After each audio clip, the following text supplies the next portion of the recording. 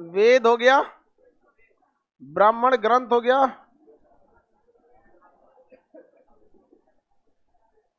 उपवेद हो गया, आरण्यक हो गया। आरण्यक, हर वेद का क्या मिला? आरण्य मतलब जंगल में लिखा गया था। अब एक बार क्वेश्चन पूछा था, वेदों की रचना किस भाषा में हुई? अरे उर्दू में लिखेगा। उस पे कोई लड़का गलत मार के आ गया, कहा कि सर आप ये कहाँ बताए थे संस्कृत में। अब काज ने कौन जी मारा था वहां? मतलब वेद है, ये किस में रहेगा? संस्कृत में रहेगा। आरण्यक हो गया। इसके बाद अब देखते हैं हम लोग वेदांग। क्या देखेंगे? वेदांग। उसके बाद देख लेंगे हम वेदांत, पुराण। ये सब वेदांग अलग होता है, ये वेदांत अलग होता है। इसी को उपनिषद कहते हैं। वेदांत कोई क्या कहते हैं? चलिए अब एक एक करके देखते हैं। आरण्यक बताई दिए थे, किस वेद का आरण्यक नहीं है? वेदांग देखते हैं। वेदों के अंग को क्या कहते हैं? वेदांग। वेद की भाषा तथा उसकी जो फिलॉसफी थी, वो क्या कहना चाहता है वेद, ये काफी कठिन था। इसे समझने के लिए वेदों को कई अंगों में बांट दिया गया। उन्हीं अंगों को वेद का अंग यानी वेदांग कहते हैं। क्या कहते हैं? वेद का अंग यानी वेदांग कहते हैं। वेदांग किसका अंग होता है? वेद का अंग। वेद का अंग होता है। वेद का क्या हो जाता है? अंग होता है। वेदों का अंग क्या कहलाता है? वेदांग कहलाता है। इसकी संख्या कुल कितनी है? 6। वेदांग कितनी है? 6। व्याजो निसी कच्छ, व्याजो निसी, व्याजो निसी कक्ष। ये ट्रिक हो जाएगा। दो दो के व से क्या हो गया? व्याकरण। व से व्याकरण। क्या है? व्याकरण। व्याकरण मतलब ग्रामर। व्याकरण से रिलेटेड सबसे प्रमुख पुस्तक अष्टाध्यायी किसने लिखा था? हाँ, पाणिनि की पुस्तक अष्टाध्यायी। तो अगर आपको वेद पढ़ना है तो पहले आप वेदांग की रचना पढ़िए, और वेदांग में सबसे पहले क्या पढ़िए? व्याकरण। क्या पढ़िए? ग्रामर कहाँ क्या सही होना चाहिए। और व्याकरण की सबसे प्रमुख पुस्तक का नाम क्या? अष्टाध्यायी। अष्टाध्यायी की रचना किसने किया? पाणिनि ने किया। किसने किया? पाणिनि। अष्टाध्यायी की रचना, अष्टाध्यायी की रचना कोई दिक्कत है नहीं किसी को? अष्टाध्यायी की रचना पाणिनि ने किया था। आगे बढ़ जाए। वेदांग समझ में आ गया? ज से क्या होगा? ज से ज्योतिष। क्या हो जाएगा? ज्योतिष। ज्योतिष आप देखेंगे भारत में एस्ट्रोलॉजी का बहुत महत्व है।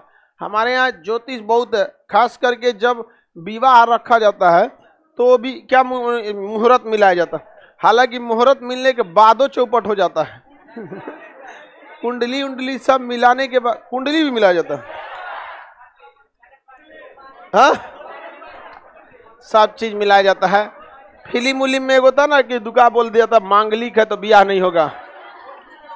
हाँ, वैसे मुन्ना भाई पिक्चर था, कोई ऐसा कर, उसी में था सर्किट।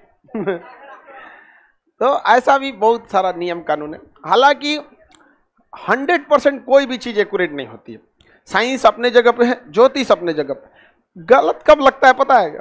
साइंस वाला खड़े ज्योतिष को नकार देगा और ज्योतिष वाला खड़े कहेगा तुम हो कौन। ये गलत है भाई। आप अपने जगह पे सही हो, वो अपने जगह पे सही है। ट्रैक्टर कहेगा कि बोलेरो क्या कर लेगा?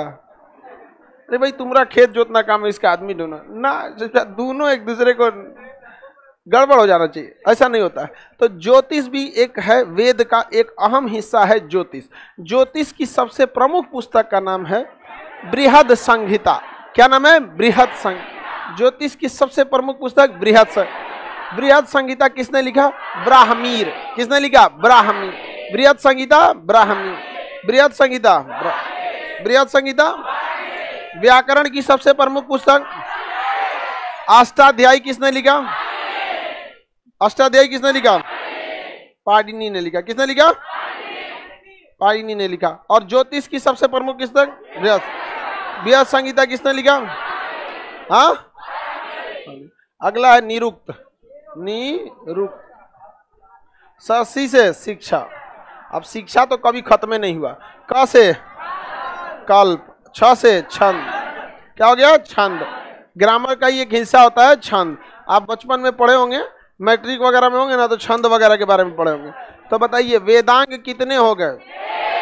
शॉर्टकट ट्रिक, व्याजो निशी कच, व्याजो निशी कच, व्याकरण, ज्योतिष, निरुक्त, शिक्षा, कल्प, छंद। कल्प और छंद। व्याकरण की सबसे प्रमुख पुस्तक अष्ट, ज्योतिष की सबसे बृहद संगीता, क्या नाम हो जाएगा? बृहद संगीता, बृहद संगीता। शिक्षा, निरुक्त, शिक्षा, कल्प और छंद, याद रहेगा ना? किसी को कोई दिक्कत नहीं ना? आगे बढ़े। निरुक्त की रचना यास्क ने किया था। किसने किया था? यास्क। निरुक्त की रचना, निरुक्त की रचना, निरुक्त बेसिकली भाषा का अध्ययन है। किसका अध्ययन है? देखिए ग्रामर एक अलग चीज है और भाषा एक अलग चीज है। देखिए इंग्लिश एक अलग भाषा है, हिंदी एक अलग भाषा है, समझा गया? तो भाषा किस में आता है? निरुक्त में। तो देखिए हिंदी भी अपनी अलग भाषा है, इंग्लिश भी अलग भाषा है, उर्दू भी है, लेकिन इन सभी भाषाओं का अलग अलग व्याकरण है। अंग्रेजी का व्याकरण अलग है, संस्कृत का अलग, हिंदी का अलग, उर्दू का अलग, अरबी का अलग, फारसी का अलग है। तो भाषा में और व्याकरण में अंतर होता है।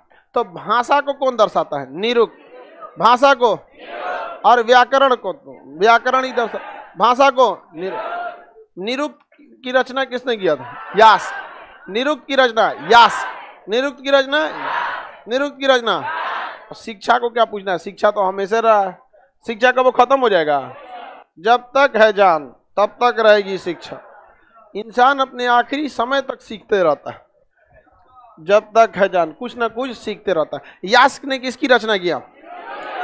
यास्क ने अष्टाध्यायी की रचना, बृहद संगीता, निरुक्त की रचना, निरुक्त। अब आता शिक्षा, तो कोई दिक्कत नहीं है। अब कल्प, गौतम ऋषि, कल्प की रचना, निरुक्त की रचना, कल्प, कल्प, निरुक्त। छंद तो व्याकरण के तरह ही होता है। छंद के बारे में आप बचपन में पढ़े होंगे। हालांकि अभी हिंदी में आप लोग अगर कोई एग्जाम दीजिएगा जिसमें हिंदी पूछेगा तो उसमें आपको ये पूछता है, समझ में आ गया कि नहीं? बीपीएससी में भी आपका हिंदी है और दरोगा मेंस में भी आपका हिंदी है। हाँ जीडी में भी है। हाँ हाँ हाँ, जहाँ जहाँ हिंदी की जरूरत रहेगी वहाँ वहाँ होगा आपका। आप लोग जब बीपीएससी वाला बैच करेंगे जुलाई से, 1 जुलाई से आपका सेशन चालू हो जाएगा बीपीएससी वाला, तो उसमें आप लोग को हिंदी पढ़ना पड़ेगा। समझ में आ गया कि नहीं? क्या कोनो इसमें एक चीज याद रखिएगा, सबका एडमिशन नहीं लेंगे हम, उसमें टेस्ट होगा, पास होंगे तबे आइएगा लोग, अदरवाइज में घरे रहिएगा। यहाँ पे ग्रुप डी है नहीं समझ आया? ये नहीं कि जिसको मन उठ के चल गया कौन जी बीपीएससी, बीपीएससी लोल कहीं का। यहाँ पे समझ में आ गया कि नहीं आ गया? आप लोग क्या डर गए लोग? हमको भी पता है नहीं डरे, हम ऐसे बोल दिए हैं डर गए। हाँ, टेस्ट देने से थोड़ी डरना है। कहीं एग्जाम टफ थोड़ी होता है, ना एग्जाम टफ होता है ना एग्जाम खराब होता है, रिजल्ट खराब हो जाता है। आगे बढ़े, चलिए अब ध्यान देते हैं। यूपीएससी वाले बैच में 2 गो टेस्ट होगा। हाँ, यूपीएससी वाले बैच में पहले ही प्रीटी मेंस ले लेंगे। अकलेल बकलेल रहेगा तो ना जाएगा उधर, पहले ही आदमी ले लेगा उसको, पहले प्री उसके बाद मेन। एटलीस्ट कम से कम इतना तो पता चलेगा कि कह रहा है बकलुआ तो इंटरव्यू का छोड़ दिए वो भी ले लीजिए। तो इंटरव्यू किसका लिया जाता है? जिसको पता रहता है कि इसके बारे में कुछ पता करना है। हमको तो पता है कि बकलोल है आप लोग। आगे बढ़े, बोलो। हाँ, सब चीज का हिंदी में कन्वर्ट किया गया है। कन्वर्टेड पुस्तक ज्यादातर फारसी में की गई थी अकबर के समय, वहां पढ़ना अकबर के समय पूरा चैप्टर है अनुवादित पुस्तक। चलिए बताइए, व्याकरण संबंधित पुस्तक अष्टाध्यायी, ज्योतिष संबंधित निरुक्त की रचना यास, निरुक्त की रचना शिक्षा की तो कोई टेंशन ही नहीं। कल्प की रचना गौतम ऋषि, कल्प की रचना, कल्प की रचना छंद हो गया यहाँ पर। ये सब क्या हो गए? वेदांग, वेदों के अंग, उन्हें क्या कहा गया? वेदांग। वेदों के अंग को क्या कहा गया? वेदांग की संख्या। वेदों को भली भांति समझने के लिए किसे पढ़ते हैं? किस पुस्तक का कोई भी आरण्यक नहीं है? निरुक्त की रचना, निरुक्त की रचना, कल्प की रचना, बृहद संहिता की रचना, अष्टाध्यायी की रचना, अष्टाध्यायी की रचना, अष्टाध्यायी याद हो गया ना? मटेरियल में नहीं लिखा है क्या जी? किसी को कोई दिक्कत नहीं? गौतम ऋषि ने किसकी रचना की? हाँ, कल्प की। आगे बढ़ जाए तो वेदों को अच्छे से पढ़ने के लिए किसका रचना किया?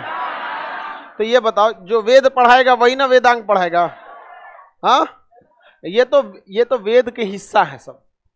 ये किसका हिस्सा है? वेद। वेद के अंदर ही मिल जाएगा ये लोग, समझा क्या?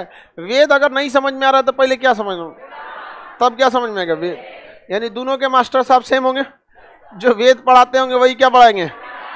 तो वेद और वेदांग पढ़ाने वाले मास्टर जी को क्या कहा जाता है? उपाध्याय। क्या कहा जाता है? उपाध्याय। क्या कहा गया? एक को वेद जानेगा तो वेद, दो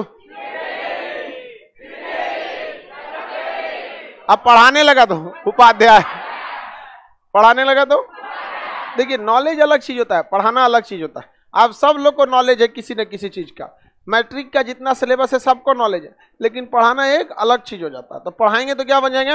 उपाध्याय। अब देखते हैं हम लोग पहले पुराण को, किसे देख लेते हैं? पुराण। पुराण के बाद किसे देख लेंगे? वेदांत।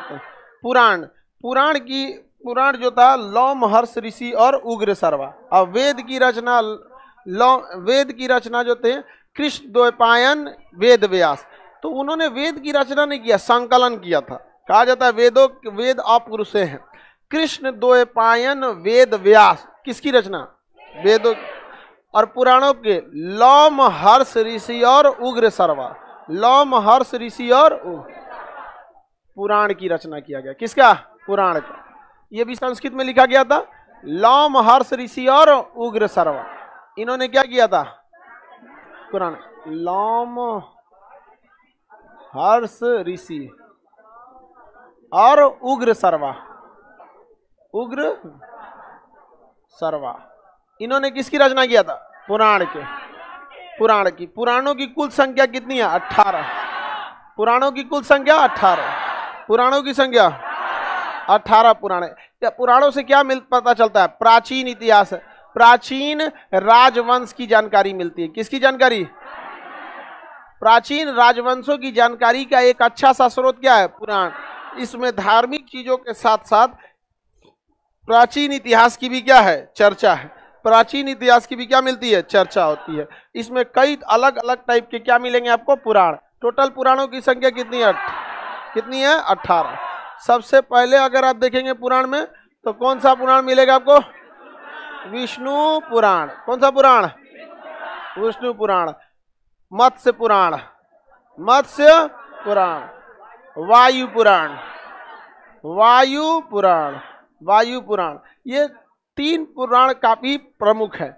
विष्णु पुराण में आपको किस वंश की जानकारी मिलेगी? मौर्य वंश। किसकी जानकारी? मौर्य। विष्णु पुराण में मौर्य वंश। विष्णु पुराण। मत्स्य पुराण सातवाहन, मत्स्य पुराण सातवाहन वंश। मत्स्य पुराण। वायु पुराण गुप्त वंश, वायु पुराण गुप्त वंश, वायु पुराण गुप्त वंश। समझ में आ गया कि नहीं आ गया? विष्णु पुराण मौर्य, विष्णु पुराण, मत्स्य पुराण सातवाहन वंश, और वायु पुराण गुप्त। इसी वायु पुराण में लिखा है कि समुद्रगुप्त का घोड़ा 3 समुद्र का पानी पीता था। क्या करता था? 3 समुद्र का पानी पीता था। किसी को कोई दिक्कत नहीं?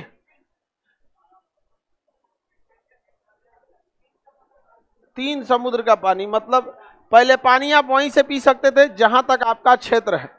तो समुद्रगुप्त का क्षेत्रफल इतना था कि वो चाहे तो अरब सागर से पानी भर सकता था, हिंद महासागर से, बंगाल की खाड़ी। ऐसा नहीं कि दिन रात यहीं से पीता था, लेकिन वहां तक उसका क्या था? अधिकार था।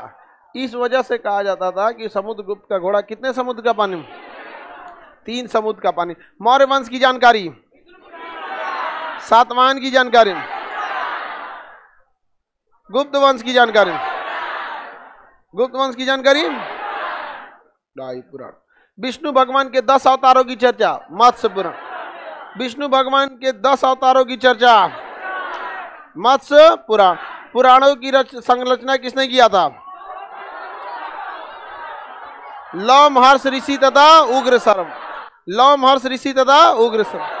पुराणों को क्या कहा जाता है? 5वां वेद। पुराणों को क्या कहा जाता है? इसे वेदों का वेद कहते, वेदों का वेद, या फिर क्या कहते हैं? 5वां वेद। पुराणों की कुल संख्या, पुराणों की कुल संख्या। किस पुराण में विष्णु भगवान के 10 अवतार की, किसमें? बताइए, राम जी किसके अवतार?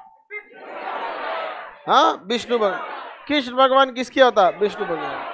तो विष्णु भगवान के 10 अवतार की चर्चा, जिसमें 2 सबसे प्रमुख अवतार हैं। समझ में आ गया कि नहीं? और इसमें लिखा गया कि एक समय में विष्णु भगवान के 2 अवतार भी विराजमान हो सकते हैं, क्योंकि विष्णु मत्स्य पुराण के अनुसार इसमें विष्णु भगवान के कितने अवतार की चर्चा? विष्णु भगवान के 10 अवतार के। इसमें कहा गया है कि जब कभी भगवान अवतार लेते हैं तो उनका पूरा 100% अंश अवतार नहीं लेता है, उसमें से कुछ ही अंश अवतार लेता है। तो सोचिए, राम जी विष्णु भगवान के अंश, कृष्ण जी अंश 10-20%, और जिस दिन विष्णु भगवान उतर जाए, समझ में आ गया कि नहीं? तो आप इस चीज को समझिएगा, एक साथ 2-2 अवतार रह सकते हैं कि नहीं? 100% तो वैसे भी अवतार में नहीं। अवतार का मतलब ही होता है कि हम अपने मतलब कुछ अंश को भेजा गया है। आगे बढ़ जाए, सातवाहन वंश की जानकारी किस पुराण में? हाँ, मत्स्य पुराण में। किसमें? मत्स्य। ऑनलाइन वाले कैसे क्वेश्चन अटेम्प्ट करेंगे? अटेम्प्ट करेंगे आप लोग, टेंशन क्या लेते हैं? ऑनलाइन ही होगा आपका। ऑनलाइन आपको फॉर्म आता है, उसका टाइमिंग दे दिया जाएगा, इस टाइम पे भर दीजिए, खटाखट दे दीजिए वहां पर। समझ कि नहीं? और एआई सिस्टम होता है, कैमरा का लोकेशन आपसे वो मांग लेगा, एक्सेस कहाँ देख रहे हैं यहाँ पता चल जाएगा, हर चीज होता है वो। अब वो कहा जाता था ना संविधान में, we the people of India, हम भारत के लोग। अभी हो गया we the data of India. हम लोग इंसान नहीं रह गए, डाटा हो गए। हम क्या खा रहे हैं, क्या कर रहे हैं, सब पे नजर किसका है? गूगल का। आगे बढ़ जाएं, बताइए, धार्मिक के साथ साथ ऐतिहासिक जानकारी मिलती है पुराणों से। वेदों का वेद, 5वां वेद, वेदों का वेद, वेदों का वेद पुराण, लव महर्षि ऋषि तथा उग्रसर्व। लेकिन इस समय यहां पर कहा गया था कि स्त्री जो होती हैं, फीमेल, इसको नहीं पढ़ सकती हैं, और ना ही SC ST से पढ़ सकते हैं। भले सुन सकते हैं, समझ में आ गया कि नहीं, लेकिन पढ़ नहीं सकते। गलत बात है कि नहीं? ऐसा क्या है भाई स्त्री लोग में आज? लेकिन हर जगह में स्त्री आगे हैं। अब तो वेद भी पढ़ा भी रही हैं। एक समय आया था जब इन पे पढ़ने पर भी क्या लगाया गया था? बैन लगाया गया था। तो बताइए, क्या महिलाएं और SC ST पढ़ सकते हैं? अभी के समय नहीं, उस समय नहीं। इसमें कुछ दिमाग ही नहीं लगाना है। कोनो नियम प्रतिबंध होगा ना, पहले का समय में महिला और SC ST, महिला और SC ST। मनुस्मृति में देखेंगे तो मनुस्मृति भी स्मृति साहित्य है, उसमें भी महिला और SC ST। कई जगह इन लोग को रोक लगा दिया गया है। ये सब बहुत सारा उटपटांग चीजें हैं कई जगह पे। इसलिए देखिएगा ना, बहुत समय में SC ST समाज के लोग मनुस्मृति का बहुत विरोध करते हैं। रीजन भी है उसके पीछे कि ये लोग SC ST को उस समय ज़्यादा महत्व नहीं दिया गया, और कोई फर्क नहीं पड़ता है SC ST या किसी चीज़ से। अमीर की मेंटेलिटी और गरीब की मेंटेलिटी अलग अलग हो ही जाती है। फर्क पड़ता है कि आप किस तरह के माहौल में रहें। अब एकदम ज़्यादा गरीबी में रहिएगा, बहुत ज़्यादा, तो आप देखेंगे तो ज़्यादातर गरीबी की वजह से लोग पढ़ाई छोड़ देते हैं। जैसे पढ़ाई छोड़ेंगे आपका स्टेटस गिरेगा, पढ़ाई छोड़ देंगे तो खाली समय मिलेगा, खैनी बनाना सीख जाएंगे, टेम्पू चलाना सीख जाएंगे, ये सब। तो वो तो रोजगार के लिए कुछ ना कुछ करेगा कि नहीं करेगा भाई? अब उसको शिक्षा मिला नहीं तो रोजगार के लिए कुछ करेगा, कोई मजदूरी करेगा, कोई गाड़ी चलाएगा, कोई कुछ करेगा। तो अगर कोई व्यक्ति शिक्षित हो रहा है तो उसका लेवल अलग ही हो जाएगा। और कोई शिक्षित नहीं हो रहा हो तो उसका लेवल गिर ही जाएगा। तो बहुत मायने रखता है आपका फाइनेंशियल स्टेटस कैसा है और एजुकेशनल स्टेटस कैसा है, इस पर आपका रहन सहन बहुत मायने रखता है। आप सब लोग एक साथ पढ़ते हैं, यहाँ आपको कभी एहसास नहीं होगा कि कौन SC ST OBC जनरल, कोई पता ही नहीं चलेगा। लेकिन अगर वही एजुकेशन नहीं है, गांव में जाके देखेंगे तो गरीब लोग जो एजुकेशन की वजह से छूट गए, अक्सर एक चीज देखा जाता है SC ST में एजुकेशन का अभाव इस बात का है, लेकिन अगर गौर से देखिएगा तो SC ST में एजुकेशन का मुख्य रूप से अभाव गरीबी के कारण है। कोई ये नहीं चाहता है कि हमारा बेटा नहीं पढ़े, चाहे किसी जाति का हो, SC ST OBC माइनॉरिटी कहीं का भी, तो गरीबी भी एक बहुत बड़ी कारण बन गई। और जितने भी बढ़िया स्कूल है जो मतलब एजुकेशन अच्छा दे सकते हैं, वो सारा का सारा स्कूल नेताओं का है, पीछे से किसी के नाम पे करा दिए है नेताओं का। अब ये बताओ, नेताओं के हाथ में सरकार रहती है, अगर ये सरकारी स्कूल बढ़िया कर दे तो गरीब उसमें पढ़ लेगा, तो इनका करोड़ों का स्कूलों में फीस कौन देगा? 5,000 रुपया महीना जी। समझ में? मेन गेम समझिए, सरकारी स्कूल सरकारी हॉस्पिटल सही नहीं होने का मेन गेम ये है, क्योंकि जिन्हें सही करना है वही करेंगे यहाँ पर। समझ में आ गया कि नहीं आएगा? मशरूमों का तो गड़बड़ चीज है यहाँ पर। खैर ये सब महिलाओं और SC देख रहे हैं कितना अत्याचार हुआ था, और हकीकत भी यही है, सबसे ज्यादा अत्याचार यही दो लोग इंडिया में सहे हैं, महिला और SC ST। आज आगे बढ़ जाते हैं तो बताइए, आपको पुराण भी बता दिए, क्या बच गया? वेदांत। क्या बच गया? वेदांत भी बता दे बबुआ। प्राचीन काल में बहुत समय से हुई थी, एक समय में नहीं हुआ था बैच की तरह, 300-400 साल तक चला था। हाँ, उसी वैदिक काल में ही सब चल रहा है। जितना ये रचना और ये सब किसमें हो रही है? हाँ, वैदिक काल में जितना सब रचना हो रही है। उपनिषद क्या हो गया? उपनिषद। उपनिषद, उपनिषद को क्या कहते हैं बाबू? वेदांत। क्या कहेंगे? वेदांत। वेदांग नहीं, वेदांत। उपनिषद जो है इसके बारे में कंफर्म डाटा नहीं है, हालांकि कहा जाता है कि कितने उपनिषद है? 100, लेकिन इनमें से पूरी तरह से मिले कितने हैं? 13। कितने मिले हैं? 13। देखिए, उपनिषद का अर्थ ये होता है कि गुरु के समीप बैठकर दार्शनिक ज्ञान प्राप्त करना। गुरु के समीप बैठकर ज्ञान प्राप्त करना या दार्शनिक। देखिए, ज्ञान एक अलग चीज होता है, दार्शनिक ज्ञान अलग चीज होता है। जैसे हम आपको पढ़ा रहे हैं, ये सिलेबस है, न कि ये दर्शन शास्त्र है। दार्शनिक ज्ञान कभी कभी आपको देते हैं, कभी कभी महिला सबको भी बताते हैं। नहीं बताते हैं कि घर जाओ तो ई न कि एकदम टीम टाम में रहने लगे। समझ में आ गया? जो कंजर्वेटिव विचारधारा का आदमी है वो बेटी को भेजबे नहीं करेगा, भेजे बाहर भेजे पढ़ने के लिए, ये फैशन मॉडल बन के चल आई।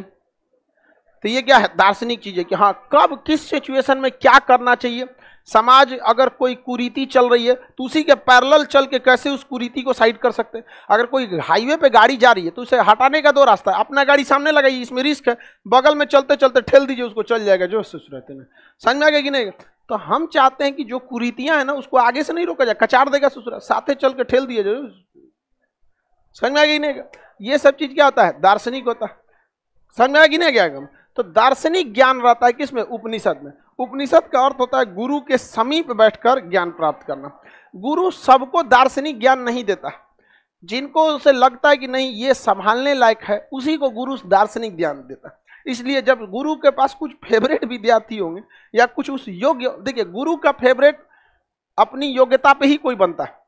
अर्जुन जो थे वो द्रोणाचार्य के समीप थे, फेवरेट थे। ऐसा नहीं कि उनमें बहुत सुंदर थे या कोई चापलूसी करते थे, योग्यता के बदौलत में तो पास बैठा के उन्हें ज्ञान दिया करते थे, दार्शनिक ज्ञान, ये सब चीजों को। उस समय का सारी बातें जो होती थी वो संस्कृत में होती थी, तो ये अलग से बताने की जरूरत नहीं है कि उपनिषद संस्कृत में लिखा गया है। लेकिन उपनिषद का अर्थ आपसे पूछता है कि गुरु, उपनिषद का अर्थ क्या होता है? गुरु के समीप बैठकर ज्ञान प्राप्त करना। और ये कौन सा ज्ञान देते थे? दार्शनिक ज्ञान। और ऐसे नॉर्मल एजुकेशन सिलेबस की बात रहेगी तो क्लास में देंगे, सिलेबस की बात रहेगी तो किस में देंगे? क्लास। उपनिषद, उपनिषद को क्या कहा जाता है? वेदांत। 108 उपनिषद में कुल मान्यता प्राप्त उपनिषद में 13 उपनिषद जो है ना, वह उपनिषद वेद का ही एक हिस्सा है। समझिए, तो किसका हिस्सा है? वेद। जो बातें वेद में लिखी गई है उसी में से एक चैप्टर निकाल देंगे, क्या बन जाता है? उपनिषद बन जाता है। इसीलिए इसे वेदांत कहते हैं। क्या कहते हैं? वेदांत कहा जाता है। तो वेद का ही क्या है? हिस्सा है। जैसे आप 13 उपनिषद में से एक उपनिषद बहुत अच्छे से जानते होंगे, मुंडकोपनिषद। मुंडकोपनिषद में सत्यमेव जयते है, लेकिन उपनिषद किसी न किसी वेद का क्या रहता है, भाग, किसी न किसी वेद का भाग। तो मुंडकोपनिषद अर्थर वेद का भाग है। किसका भाग है, अर्थर। एक बार क्वेश्चन पूछा था पीसीएस के एग्जाम में कि सत्यमेव जयते किस वेद से लिया गया है, तो सबको याद था मुंडकोपनिषद, माथा हिला दिया, ऑप्शन ए में नहीं था मुंडकोपनिषद। मारने को तो सब मार के गया था, क्या चीज, मुंडकोपनिषद। क्वेश्चन पूछा तो मन हरिहरा गया, समझ में आ गया कि नहीं, कि मार देते हैं को तो सही हो जाएगा, ऑप्शन ए में नहीं था। तो वेद कहेगा तो अर्थर वेद, और किस उपनिषद में, मुंडकोपनिषद। किस उपनिषद में, मुंडकोपनिषद में। तो 13 उपनिषद में सबसे प्रमुख उपनिषद कौन सा, मुंडकोपनिषद। मुंडकोपनिषद समझ में आ गया कि नहीं, सबसे प्रमुख मुंडको, सत्यमेव जयते, सत्यमेव जयते। सत्य की हमेशा क्या होती है, जीत होती, सत्य की हमेशा जीत होती। हालांकि ये बात हकीकत भी है, लेकिन बहुत टाइम से लगता है। कोर्ट 2 बातें कहता है। कोर्ट में जब जज बैठते हैं ना, जस्टिस मान लोग, तो पीछे लिखा रहता है सत्यमेव जयते। लेकिन इसी सुप्रीम कोर्ट के एक जज का कहना था कि देर से मिला न्याय अन्याय के बराबर होता है। ये दोनों वही बात कर रहे हैं। अब इसमें जजों की समस्या समझिए क्या है। जजों की कोई समस्या नहीं है, उनकी संख्या बढ़ाने की शक्ति किसके पास है, सांसद के पास और राष्ट्रपति के पास। अब ये बढ़ा देंगे तो सबसे पहले यही जाएंगे सब, समझ में आ गई नहीं। कितना बड़का आप हो जाइए, कितना बड़ा, जब आइएगा कोर्ट में ना जस्टिस साहब के पास, जज साहब ऊपर बैठे रहेंगे, आराम से बतियाइए, नहीं तो तुरंत कहे डाल दो इसको, बगले में बेऊर जेल है, वहां पे सब लोग को नाप देता है। आगे बढ़ जाए, बताइए वेद उपनिषद का अर्थ क्या होता है, गुरु के समीप बैठकर ज्ञान, या ब्राह्मणों के विरुद्ध राजपूतों की क्या थी, प्रक्रिया मानी जाती थी।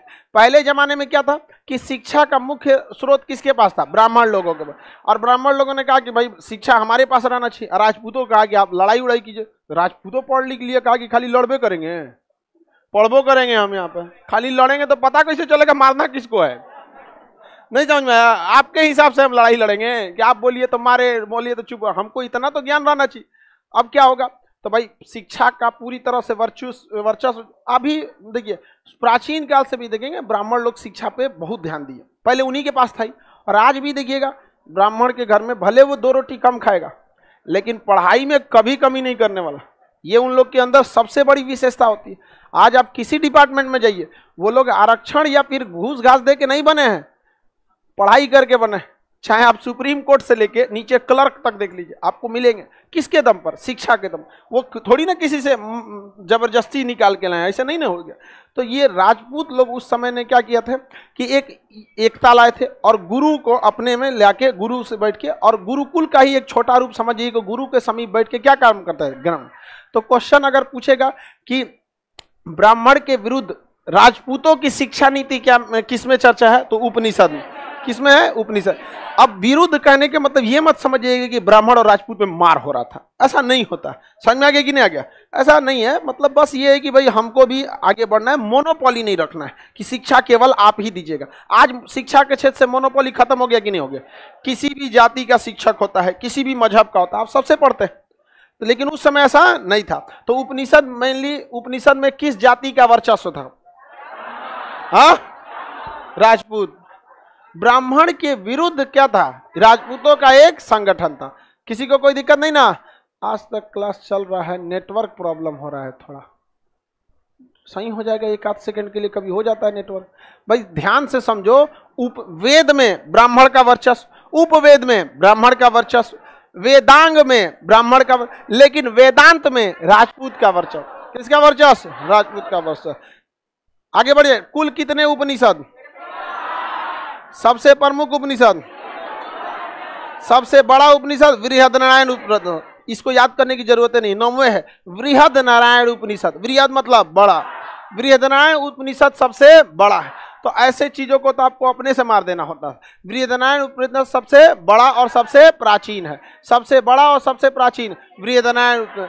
सत्यमेव जयते किसमें, सत्यमेव जयते मुंडकोपनिषद। यम और नचिकेता की कहानी है, और ओम की चर्चा, ओम शब्द की चर्चा है कठोपनिषद। ओम शब्द की चर्चा कठोपनिषद, ओम शब्द की चर्चा कठोर। इसे कैसे याद रखिएगा, तो जो भी कठोर तपस्या करते थे ऋषि मुनि, आप देखेंगे ना ध्यान की मुद्रा में जाके ओम करते हैं, तो कठोर तपस्या के लिए आपको ध्यान की मुद्रा करनी पड़ेगी, और ध्यान की मुद्रा में क्या करते हैं, ओम करते हैं। समझ में आ गया कि नहीं? तो ओम शब्द की चर्चा कठोर। यम और नचिकेता की कहानी कठोपनिषद, किसमें है? कठोर। सबसे बड़ा बृहद नारायण उपनिषद सत्यमेव जयते। यम एवं नचिकेता की कहानी, ओम शब्द की चर्चा सत्यमेव जयते, सत्यमेव जयते। जालोपनिषद में ब्रह्मा विष्णु और महेश की चर्चा, जालोपनिषद में ब्रह्मा विष्णु, जालोपनिषद में ब्रह्मा विष्णु महेश। इस पृथ्वी को ध्यान से देखिएगा तो पूरी पृथ्वी गोल एक जाल की तरह, और ऐसे शास्त्रों के हिसाब से इस पूरी की रचना ब्रह्मा विष्णु महेश। कहीं घूम लीजिए, कहा जाता है तो कितनियों चल जाओ वापस आएगा हमारे पास, ऐसे ही ना कहा जाता है कि पंच तत्व में विलीन होगा आएगा मेरे पास। तो बताइए पूरे जाल में आप कहीं घुसिए, ब्रह्मा विष्णु महेश इन्हीं के अंडर में रहेंगे, ऐसा वेदों के हिसाब से कहा जाता है। समझ में आएगी नहीं आ गया? नहीं समझ में आया? अरे याद करने के लिए कुछ ना कुछ दिमाग में बैठाया कर, और क्या ऐसे थोड़ी हो जाएगा। तो पूरा ये पृथ्वी एक तरह का नेट जाल है, और सब किसके अंडर में? ब्रह्मा विष्णु है। भाई रावण को मारना था, पहले से पता था, नहीं पता था? आप किसने अवतार ले लिया? विष्णु भगवान। किस रूप में? राम जी के। तो ये सब एक क्या है? जाल है। समझ में आ गया कि नहीं? क्या है? जाल, माया का जाल। पता था कौरव का अंत होगा, कंस का अंत होगा। समझ में आ गया कि नहीं? लेकिन ये सब क्या है? एक जाल। याद रखने का तरीका कितना है? जालोपनिषद में ब्रह्मा विष्णु महेश, ब्रह्मा विष्णु महेश, जालोपनिषद हो गया। कठोर तपस्या ओम, कठोपनिषद। सबसे बड़ा बृहदनारायण सत्यमेव जयते। यम और नचिकेता, यम नचिकेता। जालोपनिषद में क्या है?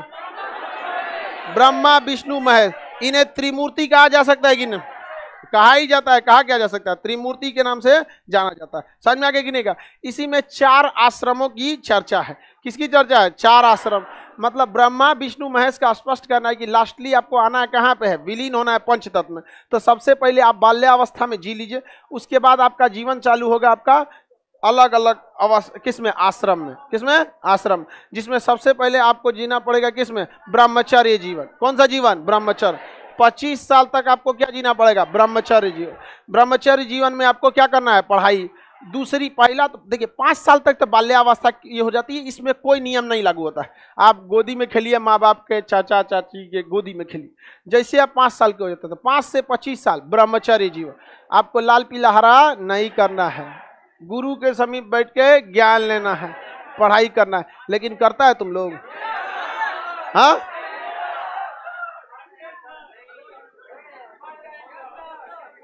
खूब तो तुम लोग पढ़ता है, तो हमरा पता है। ये जो मोबाइल आ गया ना, ये और चौपट कर दिया। हम लोग के समय मोबाइल नहीं था, जो बहुत खतरनाक सिस्टम था। हम लोग के समय मोबाइल ही नहीं था। आज के समय में इतना खचरा लड़का होता है, सब इतना खचरा, ओकरा नंबर जुटा लेगा, कुछ नहीं बोलेगा, 4 को करंट अफेयर भेज देगा, धीरे धीरे वो उंगली पकड़ता है, पीडिया पुडिया भेज देगा, धीरे उधर से थैंक यू हो गई। लो नहीं समझ आ गया? सिग्नल मिल गया, आउटर सिग्नल।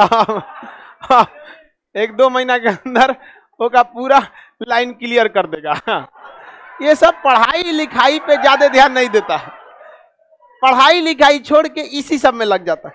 जबकि 4 स्पष्ट देखिए, जालोपनिषद में क्या कहा गया कि ब्रह्मा विष्णु महेश त्रिमूर्ति की चर्चा की गई, और 4 आश्रम के लिए, जिसमें सबसे पहला शुरुआत होता है ब्रह्मचर्य 25 साल तक। उसके बाद आपका अगला 25 साल चालू होता है गृहस्थ जीवन। ब्याह शादी कीजिए, बाल बच्चे को बड़ा कीजिए, सामाजिक दायित्व को निभाइए। उसके बाद आपका होता है वानप्रस्थ जीवन, यानी घर द्वार भी देखिए, और थोड़ा सा मतलब ऋषि मुनि के साथ भी घूमिए। और उसके बाद 75 के बाद चालू हो जाता है सन्यासी जीवन। कौन सा जीवन? सन्यासी जीवन। अब आप घर द्वार छोड़ के 75 के बाद बुढ़ौती में कहाँ चलिए? सन्यास ले ली। तो 4 आश्रमों की चर्चा जालोपनिषद में। किसमें? जालो।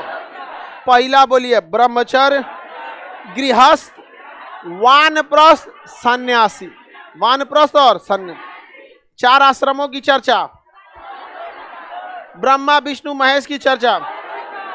आलोपनिषद सबसे बाद में रचना किया गया था, ये अकबर के समय रचना किया गया। सबसे नवीनतम कौन है? आलोपनिषद।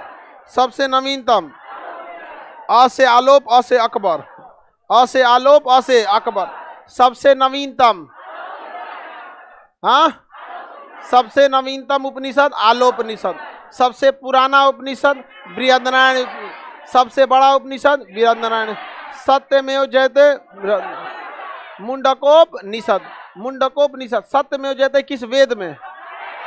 अर्थात यम नचिकेता और ओम की कहानी कठोपनिषद। किसी कठो, ब्रह्मा विष्णु महेश जालोप, जीवन के 4 आश्रम, हाँ जालोप। 5 साल तक क्या कोई नियम कानून लगता है? 0 से 5 कोई नियम लगेगा? कोई नियम नहीं लगता है। वो किशोरावस्था बाल्यावस्था होती है, उसमें खेल कूद करते रही। 0 से 5 तक कोई नहीं। 5 से 25, हाँ ब्रह्मचर्य। कौन सा? ब्रह्मचर्य। इसमें पढ़ाई लिखाई करना है। 25 से 50, हाँ गृहस्थ जी। कौन सा? गृहस्थ, गृहस्थ जी। अभी आपके पिताजी लोग किसमें हैं? गृहस्थ जीवन में होंगे।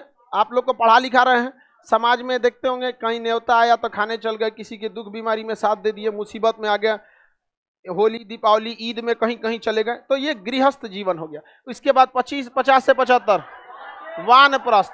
वानप्रस्थ यानी वान मतलब जंगल, प्रस्थ मतलब प्रस्थान। अब जंगल की ओर धीरे धीरे प्रस्थान कीजिए, मतलब कहीं दूसरे के यहाँ जाइए, ऋषि मुनि के यहाँ पूजा पाठ कीजिए, फिर घरे आइए, धीरे धीरे ट्रेनिंग ले लीजिए। और उसके बाद जैसे 75 हेल गए, कोनो काम के नहीं, क्या हो गए? सन्यासी।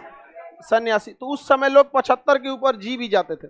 अभी 75 पे जाते जाते 66 हो जाएगा, और अगर जी भी रहा है ना तो कम से कम 20 गो बीमारी लेके। तो उस समय की बात अलग थी। 60 के बाद तो कोई बच, हाँ समझ में आ गया कि नहीं आ गया? किसी को दिक्कत? अब कौन सा फॉलो होता है? उपनिषद याद हो गया? किसी को कोई दिक्कत नहीं ना?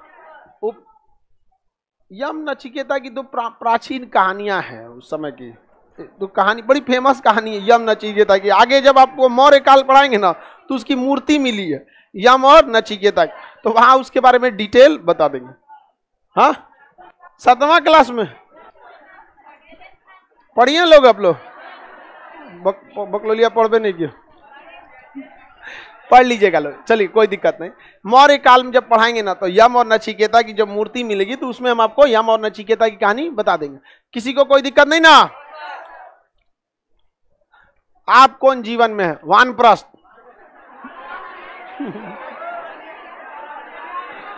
सन्यासी में नहीं है? आगे देखते हम लोग। यहां तक समझ में आ गया पुराण?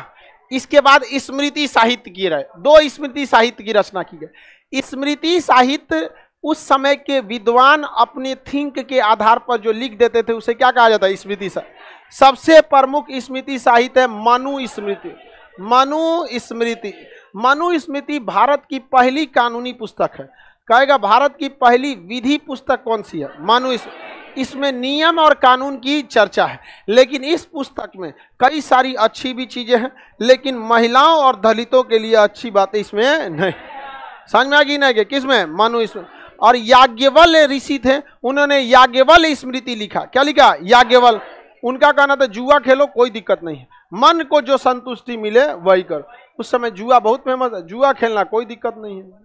समझ में आ गया कि नहीं? तो उनको कोई खास वैल्यू नहीं मिला।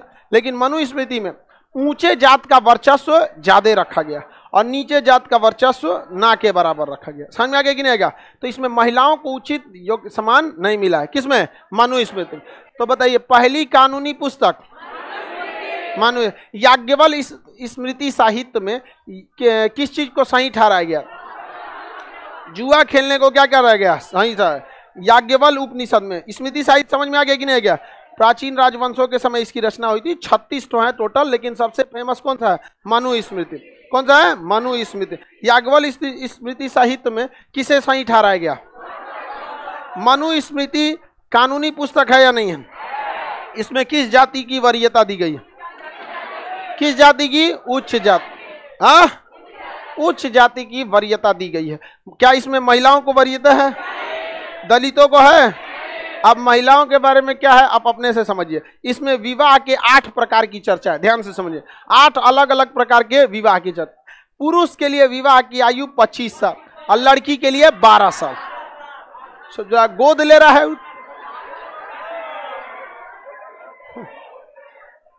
बताइए, ऐसा नहीं। देखिए 1-2 साल का अंतर, मतलब 3 साल का अंतर जो रहता है ना, एडजस्टेबल हो जाता है। रीजन क्या है कि एज में हल्का सा गैप रहना चाहिए, क्योंकि सेम एज में ना मेंटेलिटी भी सेम होती है, दोनों लड़ने के लिए सोचेगा। और मतलब 2-3 साल में मतलब एडजस्टेबल हो जाता है। वैसे भी भारत में 2-3 साल एडजस्ट हो ही जाता है, नहीं हो जाता है जी। लेकिन ऐसा भी तो नहीं होना चाहिए कि 25 एक 12, बहुत ज्यादा अंतर हो जाता है। अब ये बताओ, ये महिला कुछ सीख नहीं अब 12 साल पे हो जाता था। सब छोड़िए स्मृति शाहिद, आपकी दादी अगर जीवित होंगी ना, उनसे पूछिएगा, भारत में होता था। और इसके लिए अंग्रेजों ने कानून बताया था, शारदा एक्ट, जिसमें महिलाओं की शादी की उम्र को बढ़ाया गया था। अब तो 18 से कितना कर दिया गया? 21। 18 से क्या किया गया? 21। समझ में आ गया कि ना? ये सब ऊपर ऊपर की बातें हैं। 18 से 21 कर दीजिए, ये कर दीजिए, कर दीजिए। शिक्षा जरूरी होनी चाहिए। अगर शिक्षा रहेगा ना, तो आप अगली पीढ़ी को समझाना ही नहीं पड़ेगा। आप बताइए, यहाँ आप लोग पढ़े लिखे हैं या आप लड़की लोग पढ़ी लिखी हैं, आने वाले 30-40 साल बाद आप लोग का अपना परिवार होगा। क्या आप अपने बाल बच्चों को अगर होंगे तो क्या अपनी बेटी का, आपकी अगर बेटी होती है तो बिना पढ़ाई लिखाई ऐसे ही उसको 15-16 साल पे ब्याह करा देंगे? नहीं। तो क्यों? आप शिक्षित हैं, आप समझ रहे हैं शिक्षा का महत्व क्या है। कि अगर ऐसा ही भेज देंगे तो जिंदगी भर गुलाम बन के रहेगी। समझ में आ रहा है कि नहीं आ रहा? तो इसलिए आप लोग इस ऊपर सतही बातें हैं, लेकिन सबसे जरूरी क्या होनी चाहिए? बताइए, महिला के लिए शादी की उम्र कितना? 12 साल में बेचारा आदमी 12 साल के लड़का को गोद में खिला लेता है। मतलब हालांकि गोद में खिलाने लायक नहीं होता है, लेकिन घर का एकदम दुलरुआ रहेगा ना, तो 12 साल के लड़का को आदमी गोद में खिलाने लगता है। समझ में आ गया कि नहीं आ गया? तो 12 साल कोई शादी का उम्र तो है नहीं, लेकिन ऐसा नहीं है, उस समय की यही परंपरा ही हो गई थी। समझ में आ गया नहीं गया? अब आने वाले 100 साल में हम लोग को, पीढ़ियों को वो सुनाएगा सब हम लोग के 100 साल आगे वाला कि बकलवा से कोरोना से डर गया था सब। जैसे अभी हम लोग कैसे कहते हैं, मलेरिया से भारत में लगभग 20 लाख से ज्यादा लोगों की जान गई है, तो हम लोग कैसे मलेरिया से कैसे बढ़ गया? ये नहीं समझ में आया। तो वैसे हम लोग को सुनाएगा सब। तो आप अगर किसी पीढ़ियों को 2000 साल आगे बीत चुके हैं ना, तो इजी है, आप कुछ भी बोल दीजिएगा, जच जाएगा उसके ऊपर। लेकिन फिर भी इसमें महिला और किसके लिए अच्छी बात नहीं है, किसमें? आगे बढ़ जाए। अब आगे का क्लास मंडे को करेंगे। कब करेंगे? मंडे को।